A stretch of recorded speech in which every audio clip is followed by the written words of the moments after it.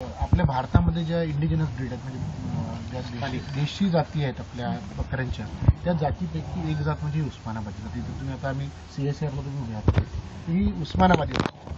बाकी खूप जातीच्या बकऱ्या आहेत त्यांना आपण देशी लोकल बकऱ्या म्हणतो आपण. पण काही आयडेंटिफाईड ज्या जातीवंत बकऱ्या म्हणतो त्या फक्त 22 जाती आहेत. त्याच्यापैकी एक जाती उस्मानाबादी. महाराष्ट्रामध्ये 2 जाती आहेत.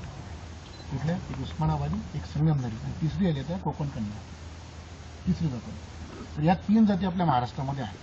म्हणजे आपल्या महाराष्ट्राचं जवळपास हवामान सगळीकडे जवळपास सारखं आहे. थोडाफार बदल आहे. कुठे टेम्परेचर जास्त असतं, कुठे पाऊस जास्त पडतो, कुठे थोडं कमी पडतं. पण ओव्हरऑल जर आपण पाहिलं फक्त कोस्टल एरिया जर सोडला आपण कोकणाचा जवळपास हवामान आपल्याकडे सारखं आहे. पाण्याची कुठे कमी कुठे ऊन जास्त अशा प्रकारे थोडं वाटत. या वातावरणामध्ये आपल्या महाराष्ट्राच्या 3 जाती आहेत. त्याच्यामध्ये आपल्याला एक चॉईस आहे. ती पहिली गोष्ट. नंतरचे चॉईस आपल्याला ज्या महाराष्ट्राच्या बाहेरचे ब्रीड्स आहेत त्याच्यामधून आपल्याला चॉईस करता येतात.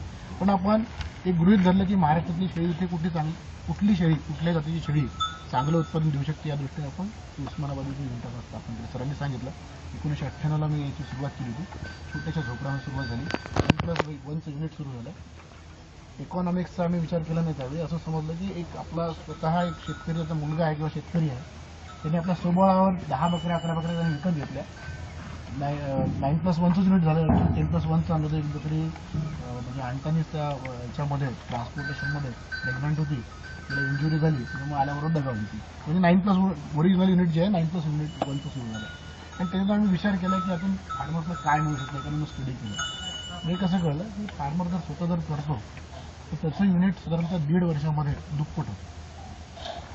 आणि तो ॲज अ सबसिडारी बिझनेस मी याला करेल, not as a independent enterprise. म्हणजे एक आपला स्वतःचा म्हणजे स्वतंत्र व्यवसाय पण करणार नाही तो, त्याला एक सबसिडारी बिझनेस करेल.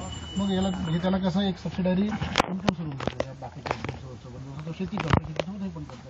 जाता जातानी शेळ करायला घेऊन जातो. तिथं आपल्या कोकणामध्ये फडर टॅमॅटरी डेव्हलप करतो, तिथे येतो.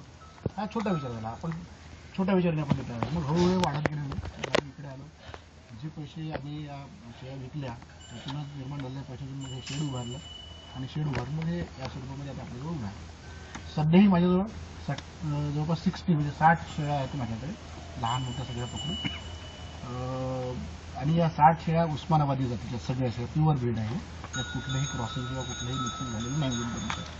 तर या शेळ्याचं वैशिष्ट्य हे आहे सांगायचं म्हणजे तिचं ॲडॉप्शन आपल्या एरियामध्ये अगदी चांगलं आहे. म्हणजे कुणाच्या मनात त्याच्याबद्दल दुविधा निर्माण होऊ नये. बरेच लोक मला विचारतात की उस्मानाबादी बकरी आणली तरी होईल का, काय प्रॉब्लेम येईल? काहीही प्रॉब्लेम येणार नाही. जे प्रॉब्लेम तुमच्या लोकल बकरीला येतात म्हणजे तुमच्या गावठी बकरी आपण ज्याला म्हणतो त्याला येतात तेवढेच प्रॉब्लेम विचारतात. त्याच्याशिवाय जास्त कुठलंच नाही. एवढेच रोग आहेत. सगळं तसंच आहे. मग तुम्ही म्हणाला तर सगळं तसंच आहे, पाळायची काय गरज आहे? गावठी शेळ्या काय नाही पाळायचे, उस्मानाबादीच का बरं पाळायचे? असू शकतो तुमचा प्रश्न. त्याचं उत्तर असं आहे आपण यांचा जेनेटिक परफॉर्मन्स सुद्धा इथे स्टडी केलेला आहे. जेनेटिक परफॉर्मन्स म्हणजे त्याचे अनुवंशिक गुण काय आहे हे आपण तपासलं आणि त्याचं कंपॅरिझन आपण लोकल शेळ्यांसोबत केलं, गावठी शेळ्या त्यांच्यासोबत केलं. तर आपण जेव्हा अनुवंशिक उत्पादन पाहतो तेव्हा 3-4 गोष्टी पाहतो. सगळ्यात पहिली गोष्ट आपण पाहतो की त्याचं ट्विनिंग पर्सेंटेज म्हणजे त्याला पिलांना जन्म देण्याचं प्रमाण किती आहे. खास करून 2 पिलांना जन्म देण्याचं प्रमाण पाहतो. सेकंडली आपण पाहतो की बकरीला दूध किती आहे.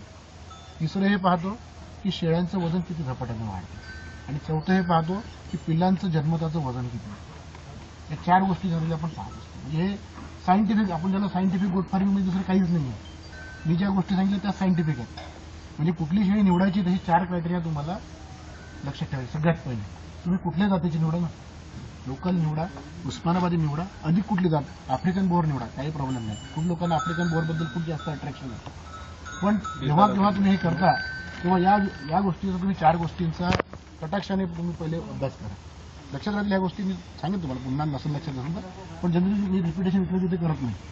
तुम्हाला वाटल्यास सांगेल की या परफॉर्मन्समध्ये आपल्या शेळ्यांची जर तुलना केली तर आपण पहिली तुलना कशाची केली आहे? Twinning percentage. ट्विनिंग पर्सेंटेज आपल्या या शेळ्यांचं इथे आमच्याकडे जो रेकॉर्ड आहे अप टू 65%. तेच ट्विनिंग पर्सेंट गावठी शेळ्यांमध्ये 45%. म्हणजे शेळ्या 100च राहतील, 45 शेळ्या 2 पिलांना जन्म देईल गावठीवाल्या. पण या जर शेळ्या असेल खातील तेवढं, लेबर तेवढं, सगळं तेवढं, फीड पण तेवढं, कारण बॉडी साईज तेवढाच आहे. बॉडी साईजमध्ये काही जास्त अंतर नाही.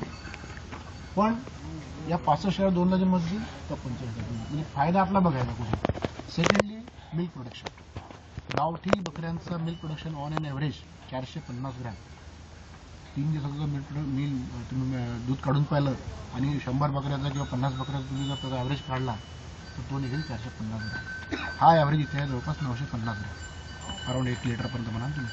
1 लिटर ॲव्हरेज आहे आणि त्याचा अर्धा लिटर ॲव्हरेज आहे असं समजा.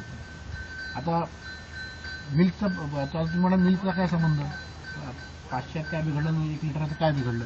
पण असं आहे, ट्विनिंग जर आले म्हणजे 2 पिलं जर आले तर त्याच्या वयाच्या 3ऱ्या आठवड्यापर्यंत 4थ्या आठवड्यापर्यंत त्याला 450 ग्रॅमपर्यंत मिल्क लागते. जर समजा 450 ग्रॅम मिल्क गावठी बकरी किंवा अर्धा लिटर आहे, 3 आठवड्याचं पिलू झालं, एकच पिलू पिऊ शकते, दुसऱ्या पिल्याला मिळेल का? त्याचा परिणाम त्याच्या वाढीवर होईल, याचा परिणाम होऊ शकते. एखादं जर सेकंड जे जन्माला आहे तर पिलू होऊ शकते ते कधी कधी त्याला दूध मिळतच नाही, पहिलं सोडून घेतं, मॉर्टॅलिटीचं प्रमाण वाढतं, हे आपले नुकसान करून होऊ शकतं. थर्ड गोष्ट म्हणजे वजन वाढ. जनरली आपल्याकडे 20 वर्षाचा बोकड झाला की आपण त्याला विकायला काढतो. एक मार्केटेबल वेट म्हणतो 20 किलो बोकडाचा. 20 किलोचा बोकड झाला की त्याला आपण विकायला काढतो. मग तो मासासाठी असो, जनरली मासासाठी 20 किलोचा बोकड काढतो. 20 ते 22 किलोचा बोकड असतो. बेस्ट त्याचं मीठ निघते, पर्सेंटेज ड्रेसिंग पर्सेंटेज चांगलं असते आणि मार्केटमध्ये एज किती होतं त्यावेळेस तेच सांगतो मी आता पुढे त्याच पॉईंटवर पाहिजे. या वेटला आपण विकत असतो. आता समजा हे आपण 20 ते 22 किलो जर आपण म्हणजे विचार केला या वजनाचा, तर गावठी शेळीमध्ये हे वजन यायला कोणाकडे आहेत ते शेळ्या तुमच्याकडे गावठी शेळ्या काय किती वेळेला किती महिने लागतात सांगू शकाल मला? कधी घेतला का वजन? नसेल घेतलं त्याच्या पुढे घ्या. नाही, माझा विश्वास ठेवायचा तुम्ही घ्या. 20 ते 22 किलो वजन यायला तुमच्या बोकडाला कमीत कमी 12 महिने लागतात. कमीत कमी 12 महिने लागतात. आणि तुम्हीच उस्मानाबादीचा बोकड पाळा, दूध चांगलं असतं, जेनेटिक पोटेन्शियल चांगलं असतं. या बोकडाचं 6 महिन्यामध्ये वजन 22 किलो येतं, अर्ध्या किलो करता की विदाउट न खस्सी करा. खस्सी केलं तर याच्यापेक्षा जास्त मिळू शकतो तुम्हाला. खस्सी नाही करता, माझ्या फार्मचा रेकॉर्ड मी खस्सी करत नाही, कारण ब्रिडिंग पर्पजसाठी जर जास्त आले माझ्याकडे जे एक्स्ट्रा बोकड असतील ते विकतो.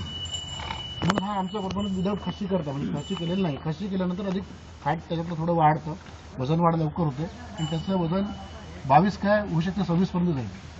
तर हा याचा एक फायदा आहे. आणि चौथी गोष्ट म्हणजे त्याचं बर्थ होतं, पिलांचं बर्थ होतं. उस्मानाबादीचं जर वेल मेंटेन जर तुमचा स्टॉक असेल, साधारणतः 2.5 किलोपर्यंत ऑन एन ॲव्हरेज तुम्हाला बर्थ रेट मिळेल. याच्यात पाहिलं तुमच्या गावठीमध्ये 2.5 ते 2 किलोच्या जवळपास त्याचं बर्थ रेट असतं. हे फरक मेनली आहेत आणि हे सगळे फरक तुमच्या ब्रीडवर आहेत. तुम्ही किती मॅनेजमेंट इम्प्रूव्ह केली किंवा किती चांगलं महाल बांधला त्यासाठी, पण त्याच्यात जेनेटिक जर कॅरेक्टर नसतील तर ते पोटेन्शियल तुम्हाला ते वगैरे कधी देऊ शकणार नाही. जसं गाय आहे, तुमची गाय जर 2 लिटर दूध देत असेल किंवा अर्धा लिटरच्या गाई आहेत तुमच्या गावामध्ये आहे ना, त्या अर्ध्या लिटरच्या गाईला तुम्ही काजू किसमिस मेवा बदाम जरी खाऊ घातला तरी ती 1 लिटरच्या वर जाणार नाही. तिची कुठेतरी एक कॅपॅसिटी असते मॅक्सिमम कॅपॅसिटी.